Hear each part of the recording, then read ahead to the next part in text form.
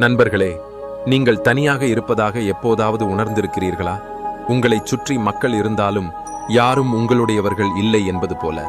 உங்களை பலவீனப்படுத்தும் தனிமையின் உணர்வு உங்கள் மிகப்பெரிய பலமாகவும் மாறக்கூடும் என்று நீங்கள் எப்போதாவது யோசித்திருக்கிறீர்களா?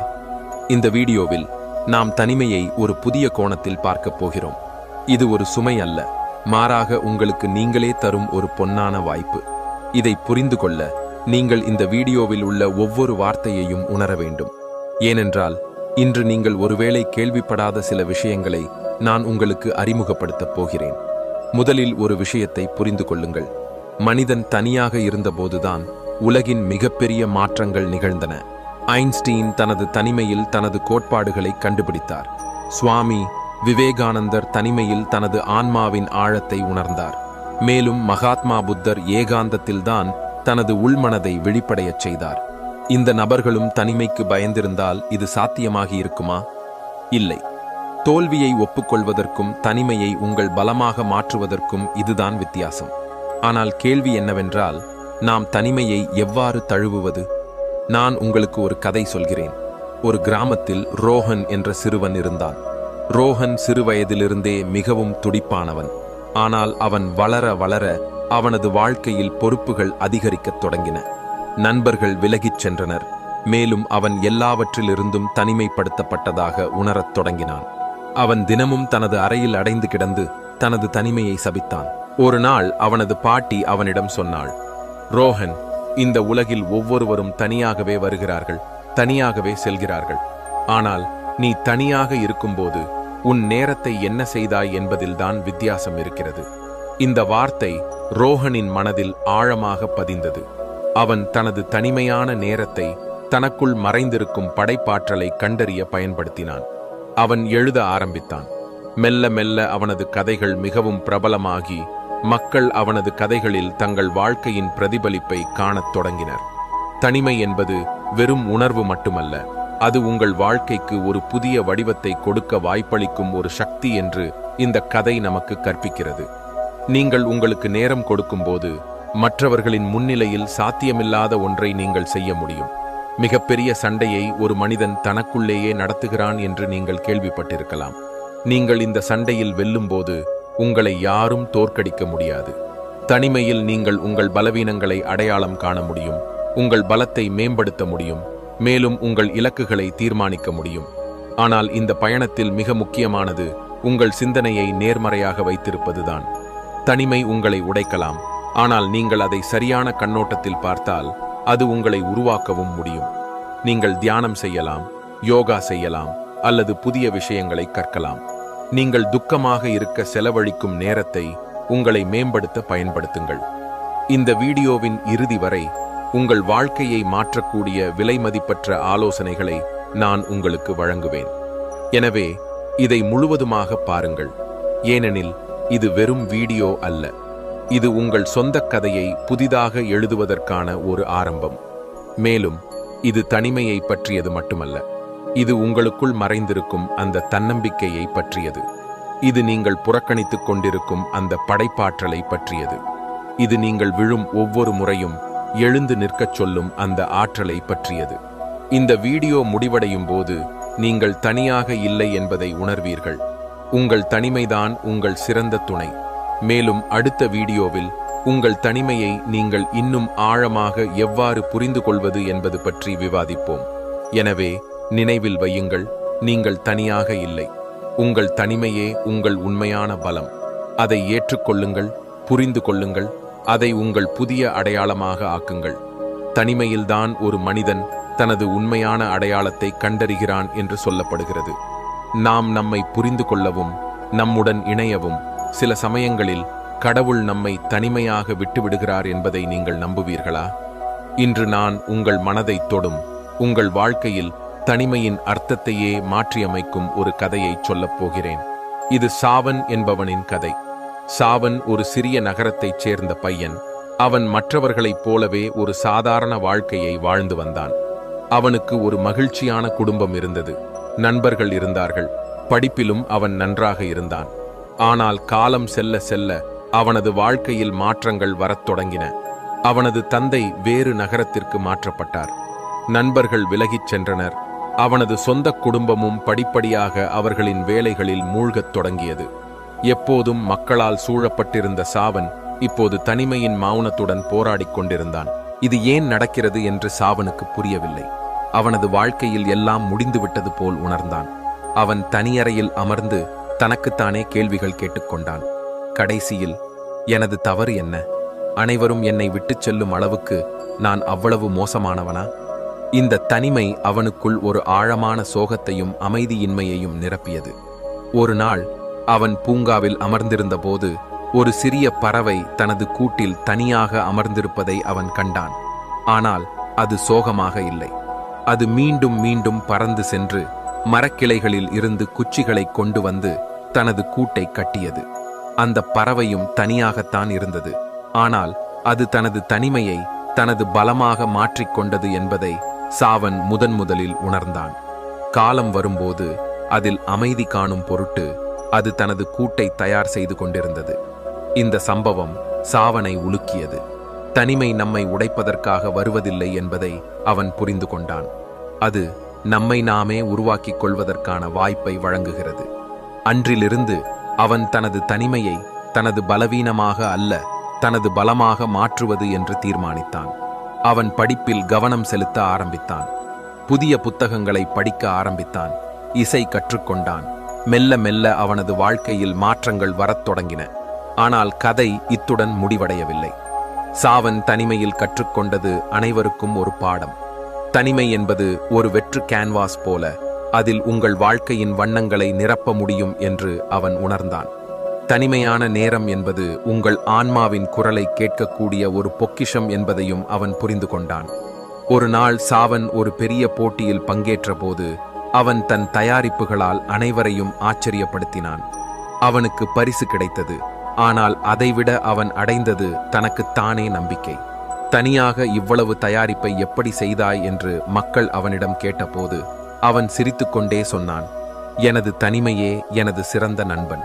அது என்னை எனக்கே அறிமுகப்படுத்தியது. எனது உண்மையான பலத்தை உணரச் செய்தது.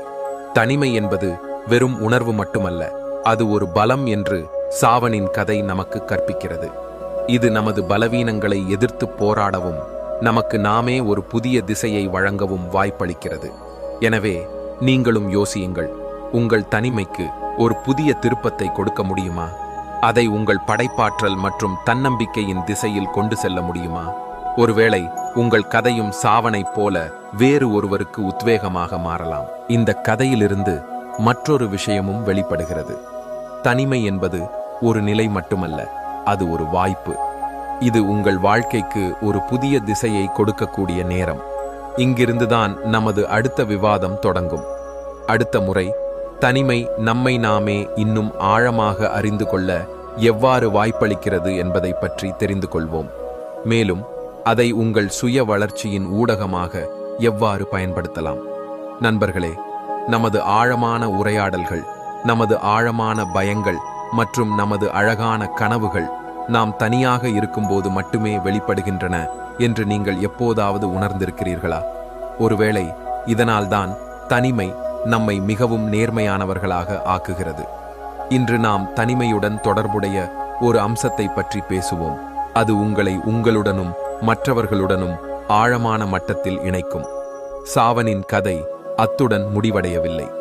அவன் தனது தனிமையை தனது பலமாக மாற்றிக்கொண்டிருந்த போது அவன் இன்னொரு விலைமதிப்பற்ற விஷயத்தை கற்றுக்கொண்டான்.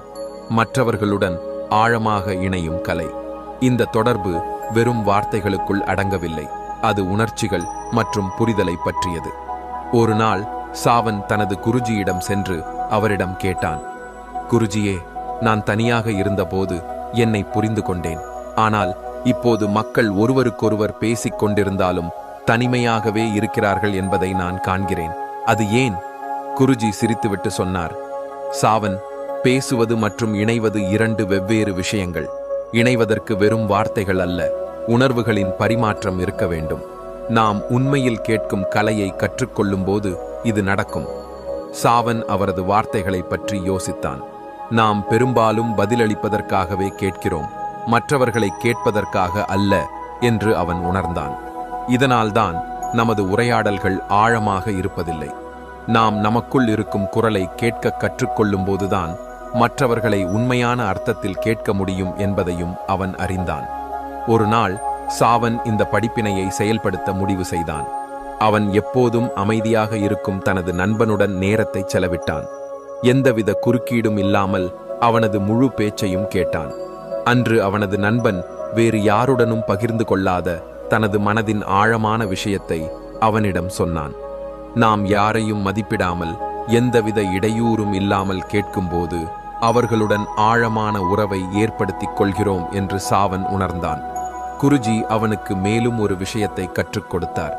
அவர் சொன்னார், சாவன், ஆழமான உரையாடல்கள் வெறும் வார்த்தைகளால் மட்டுமல்ல, நமது கண்கள், நமது உடல் மொழி மற்றும் நமது இருப்பு ஆகியவற்றாலும் நிகழ்கின்றன. நீங்கள் உண்மையிலேயே ஒருவருடன் இருக்கும்போது நீங்கள் முழுமையாக அவர்களுடன் இருக்கிறீர்கள் என்பதை அவர்கள் உணர வேண்டும். இதுதான் உண்மையான தொடர்பு. இதை புரிந்து கொண்ட பிறகு சாவன் தன்னை சுற்றியுள்ள மக்களுடன் இணைய முயற்சித்தாள். அவன் மக்களுடன் நேர்மையாகவும் முழு இருப்போடும் பேசும்போது அவர்களின் கண்களில் ஒரு தனித்துவமான பிரகாசம் வருவதைக் கண்டான். அவர்களின் வார்த்தைகளுக்கு மதிப்பு உள்ளது என்று அவர்கள் உணர்கிறார்கள். சாவன் மேலும் ஒரு விஷயத்தை கற்றுக்கொண்டான். ஆழமான உரையாடல்கள் மற்றவர்களுடன் மட்டுமல்ல, தனக்குள்ளும் இருக்க வேண்டும் என்று அவன் கண்டான். அவன் ஒவ்வொரு இரவும் தனக்கு தானே நேரம் ஒதுக்க ஆரம்பித்தான். அவன் தனது தவறுகளை பற்றி யோசித்தான், தனது கனவுகளை காகிதத்தில் எழுதினான், மேலும் தனது உணர்வுகளை புரிந்து கொள்ள முயன்றான். இது அவனுக்கு தன்னம்பிக்கை மற்றும் சுய அறிவின் மிகப்பெரிய கருவியாக மாறியது. எனவே உங்கள் வாழ்க்கையில் ஆழமான உரையாடல்களை உங்களால் உருவாக்க முடியுமா? நீங்கள் வெறுமனே கேட்கிறீர்களா அல்லது உண்மையில் மற்றவர்களை புரிந்து கொள்ள முயற்சிக்கிறீர்களா? உங்கள் தனிமையை உங்களை உங்களுடனும் மற்றவர்களுடனும் ஆழமான மட்டத்தில் இணைக்கும் அளவிற்கு கொண்டு செல்ல முடியுமா? அடுத்த விவாதத்தில் ஆழமான உரையாடல்கள் உறவுகளை உருவாக்குவது மட்டுமல்ல என்பதை பற்றி அறிந்து கொள்வோம். நினைவில் கொள்ளுங்கள், ஆழமான உரையாடல்கள் நம் வேர்களுடன் நம்மை இணைக்கின்றன. இது தனிமையை தன்னம்பிக்கை, படைப்பாற்றல் மற்றும் சுய வளர்ச்சியுடன் இணைக்கும் பாலம். நண்பர்களே, தனிமை என்பது ஒரு துணை. அதை சரியாக ஏற்றுக்கொண்டால் அது உங்கள் மிகப்பெரிய பலமாக மாற முடியும் என்பது உங்களுக்கு தெரியுமா? இன்று நாம் உங்கள் தனிமையை ஒரு அனுபவமாக மட்டுமல்லாமல் உங்கள் வாழ்க்கையை மாற்றியமைக்கும் சக்தியாக மாற்றக்கூடிய சில வழிகளை பற்றி பேசுவோம். முந்தைய கதையில் சாவன் தனது தனிமையை ஆழமான உரையாடல்கள் மற்றும் சுய தொடர்பின் ஊடகமாக உருவாக்கினான். ஆனால் இது வெறும் கதை அல்ல, இது ஒரு பாடம். தனிமை எல்லோரின் வாழ்விலும் வருகிறது. ஆனால் அதை உணர்ந்து சரியாக பயன்படுத்துபவர்கள் மட்டுமே தங்கள் வாழ்க்கையில் மிகப்பெரிய மாற்றங்களை கொண்டு வருகிறார்கள். தனிமையை பலமாக்குவதற்கான ஆலோசனைகள். முதல் ஆலோசனை, உங்கள் தனிமையை ஒரு வெற்று கேன்வாஸ் போல பாருங்கள். உங்களிடம் நேரமும் இடமும் இருக்கும்போது உங்கள் வாழ்க்கையில் நீங்கள் எதை சேர்க்க விரும்புகிறீர்கள் என்று உங்களிடம் கேளுங்கள். உங்கள் கனவுகள் மற்றும் இலக்குகளை பற்றி சிந்தியுங்கள். நீங்கள் எப்போதும் ஓவியம் வரைய விரும்பினால் இதுதான் சரியான நேரம். உங்களுக்கு இசையில் ஆர்வம் இருந்தால் அதை உங்கள் துணையாக்குங்கள். தனிமை கூட்டத்தில் தொலைந்து போகும் வாய்ப்பை உங்களுக்கு வழங்குகிறது. இரண்டாவது வழி, தனிமையான நேரத்தை சுய பகுப்பாய்வுக்கான நேரமாக மாற்றுவது. உங்கள் அன்றாட நிகழ்வுகளை பற்றி சிந்தியுங்கள். உங்களை தொந்தரவு செய்யும் உணர்வுகளை புரிந்து கொள்ளுங்கள். ஒரு டைரியை எடுத்து அதில் உங்கள் எண்ணங்களை எழுதுங்கள். இந்த செயல்முறை உங்கள் உணர்வுகளை புரிந்து கொள்ள உதவுவது மட்டுமல்லாமல் உங்களுக்கு மன அமைதியையும் அளிக்கும். சாவன் இதையே செய்தான். அவன் தனது எண்ணங்களை வார்த்தைகளாக மாற்றி தனது மிகப்பெரிய பிரச்சனைகளுக்கான தீர்வு தனக்குள்ளேயே மறைந்திருப்பதைக் கண்டான். மூன்றாவது ஆலோசனை, உங்கள் உடலையும் மனதையும் கவனித்துக் கொள்ளுங்கள். தனிமையின் சரியான பயன்பாடு என்பது உங்கள் ஆரோக்கியத்தை மேம்படுத்த அதை பயன்படுத்துவதுதான். காலையில் எழுந்து யோகா செய்யுங்கள், தியானம் செய்யுங்கள், அல்லது உங்கள் உடலையும் மனதையும் பலப்படுத்தும் ஒரு உடற்பயிற்சியை செய்யுங்கள். இது உங்கள் ஆற்றலை அதிகரிப்பது மட்டுமல்லாமல் உங்களை தன்னம்பிக்கை உள்ளவராகவும் சுய சார்பு உள்ளவராகவும் மாற்றும். நான்காவது வழி, புதியதை கற்றுக்கொள்ள தைரியம் கொள்வது. தனிமை என்பது உங்கள் வரம்புகளை நீங்கள் சவால் செய்யக்கூடிய ஒரு நேரம்.